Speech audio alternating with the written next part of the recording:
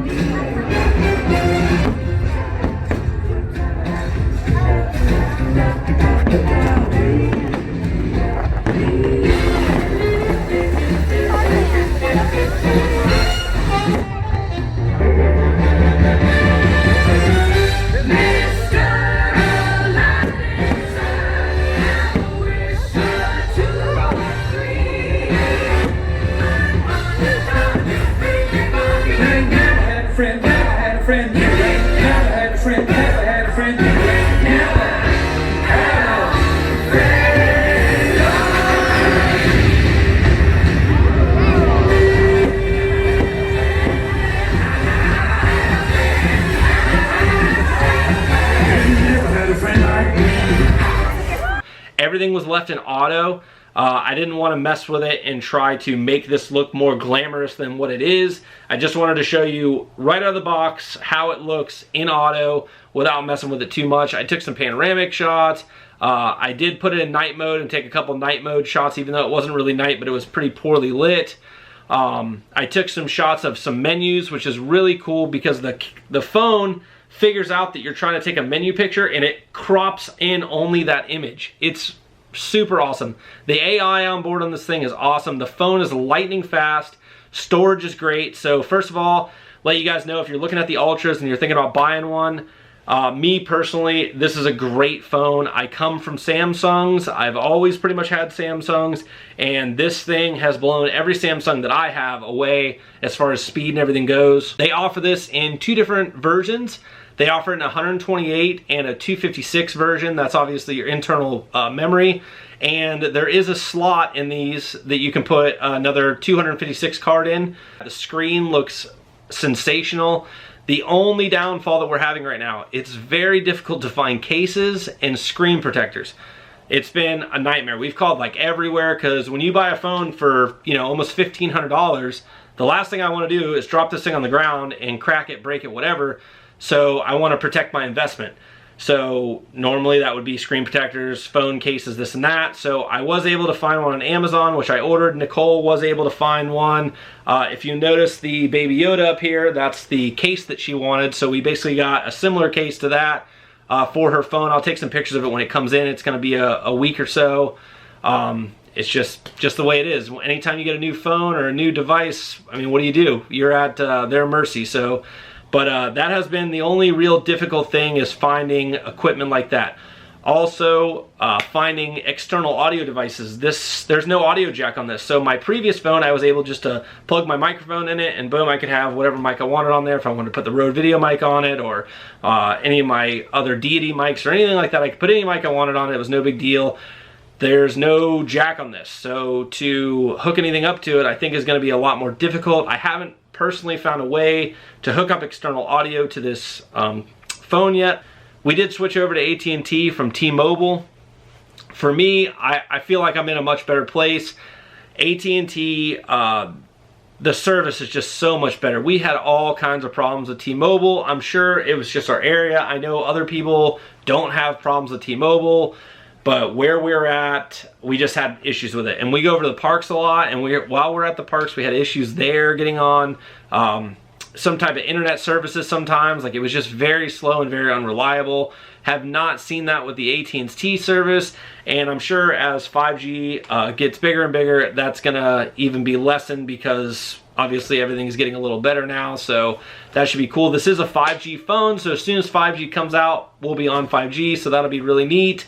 Like I said, we were able to use it in the parks, and the apps work great, and the camera's phenomenal. You don't need to bring a camera with you if you have a phone like this. You can just forget your camera at home, because this thing will replace any type of regular cameras. I mean, if you're shooting with a big dollar camera and you're bringing it there for a specific reason, obviously this isn't going to replace that. But for the normal everyday use, even YouTubers, you could easily YouTube on this thing, man. The audio is great on this thing. The screen display is phenomenal. It shoots 8K. You're never going to use 8K. It shoots 8K. It also shoots 4K. It shoots 4K in 60, and it shoots 1080 at 240. So it'll do everything you need it to do. I don't like to do reviews unless I've personally touched something, held something, felt it, played with it, taken it out in the field, and kind of beat the crap out of it for a little while. So that's what I did. We took it and just beat the guts out of it for a couple days now, and it has not disappointed. The zoom feature on it is amazing. I talked about it in my other video. As far as the 100x zoom goes, it feels gimmicky to me. It does work. You can kind of see what you're looking at. It's not clear. You're not going to take that picture and print it, put it on your wall or anything. It's not that good. But it is there. It's okay. I'd say anything past like 20x zoom is getting kind of hairy as far as being a clear, usable picture. Up to 10x zoom is just clear as a bell. It looks fantastic.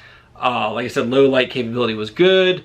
Haven't really had any issues with this thing yet. It has been flawless. No overheating. Nothing crazy, no shutting down, no weird things. Nothing has happened with this phone out of the ordinary. And the battery life has been fantastic. We use it all day today, and I'm still at 84%. And that was shooting 4K videos, shooting pictures. This ship is now under the command of the First Order. You will disembark now.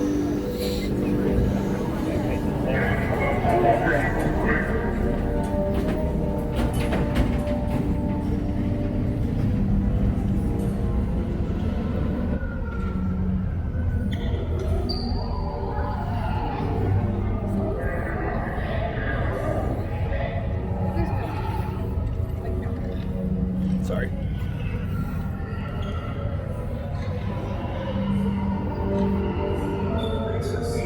Check with 3C officer. The silence. Down the hall.